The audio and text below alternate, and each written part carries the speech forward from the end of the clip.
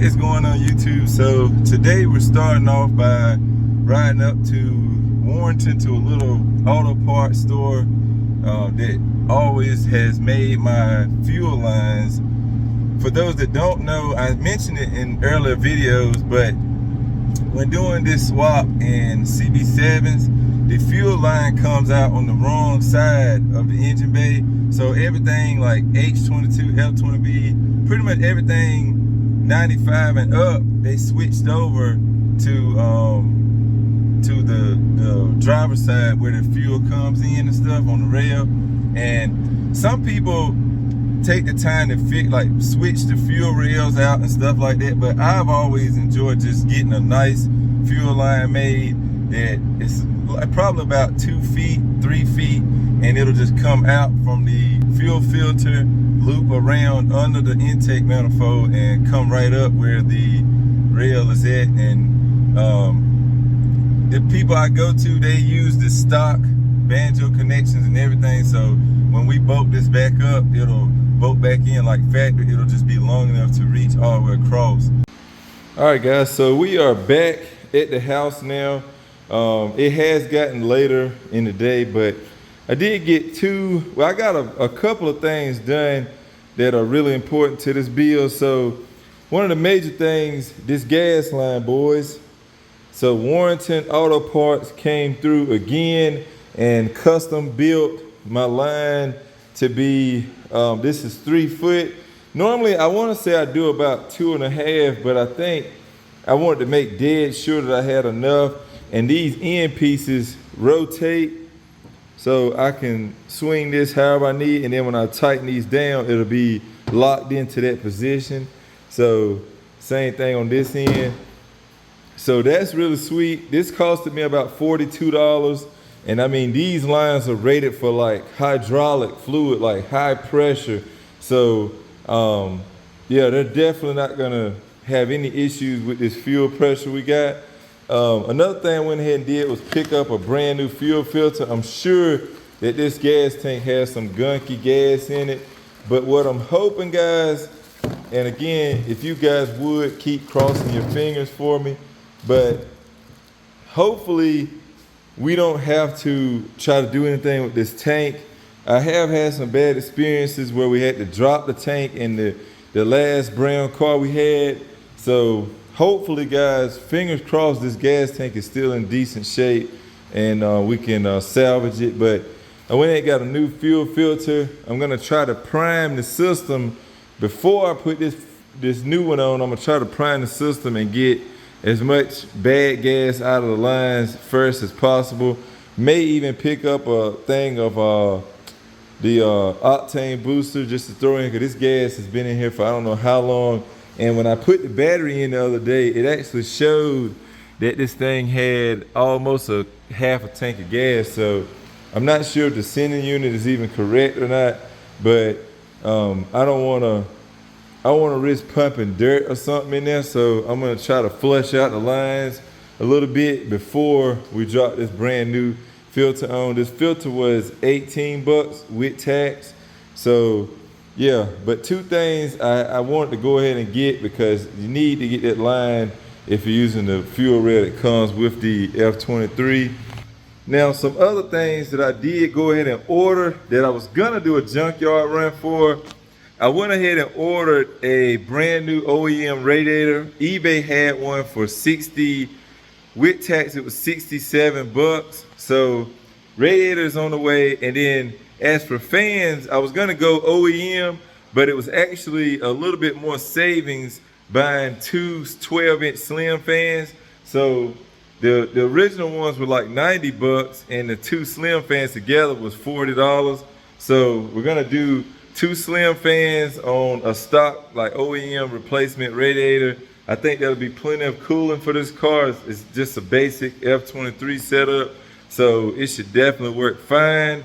And that stuff should be here this week, so we'll get that installed as it shows up. But again, that's not what we need to get the engine in the car, nor do we need it to actually start the car. That fuel line is what's key to doing a first startup on this thing. Couple upgrades going on. I still had these mounts that we did for the turbo car a while back that have the window seal from Lowe's hat done to them, and them things are, like, guys, they are solid.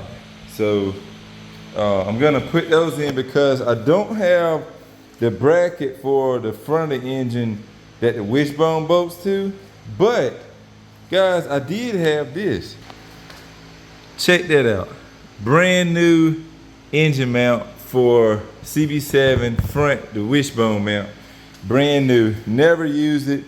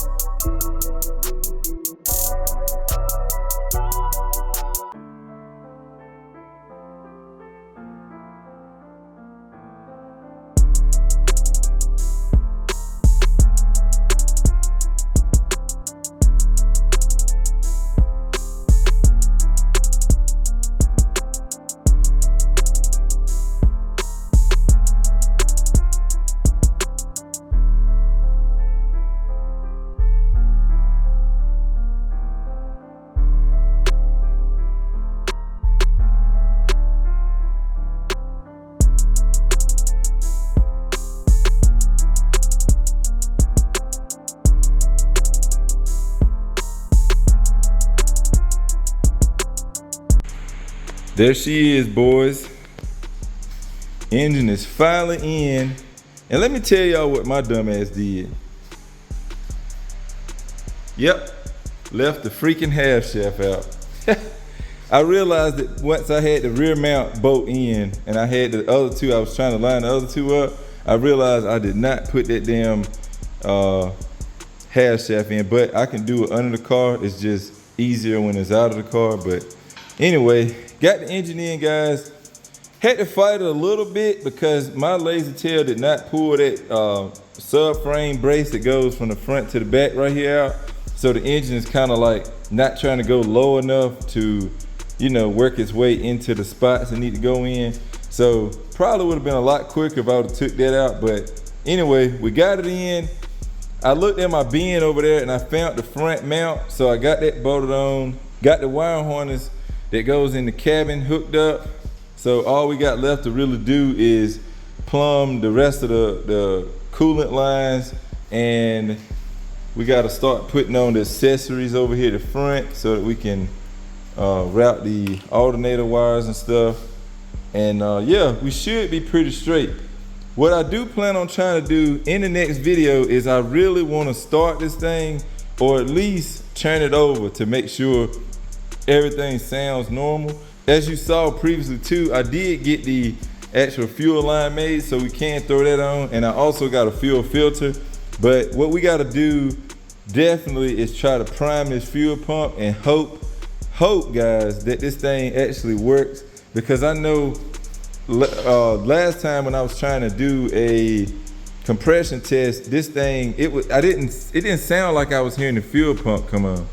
So I'm hoping that, you know, maybe it's something simple. I'm hoping that, but I think the engine light was cutting off, so I'm hoping it's not anything major, but I don't know. We'll see. But yeah, we got this baby in, guys. We just got to install like the clutch line, get that installed, get the shift cables installed. I could not find any of the clips that hold the cables in back here. So you know there's a bracket that goes to the transmission, and these cables have like a clip that hold them into that bracket. I can't find them for some reason, but I got tired of procrastinating because I wanted to do that outside of the car, but I really just wanted to go ahead and get this engine in, guys, because we gotta get a first start and make sure this thing actually runs decent. But I guess with that being said, I'm gonna wrap this video up right here, man. If y'all enjoying this content, make sure you smack the like button for me. I'm really out here trying to put this work in and get these cars running, make content for you guys, and put a little extra money in my pocket. So yeah, if you could, man, just leave a like, comment down below what you think of Project Mistake, and I will catch y'all next time. Remember, respect our bills. Peace out.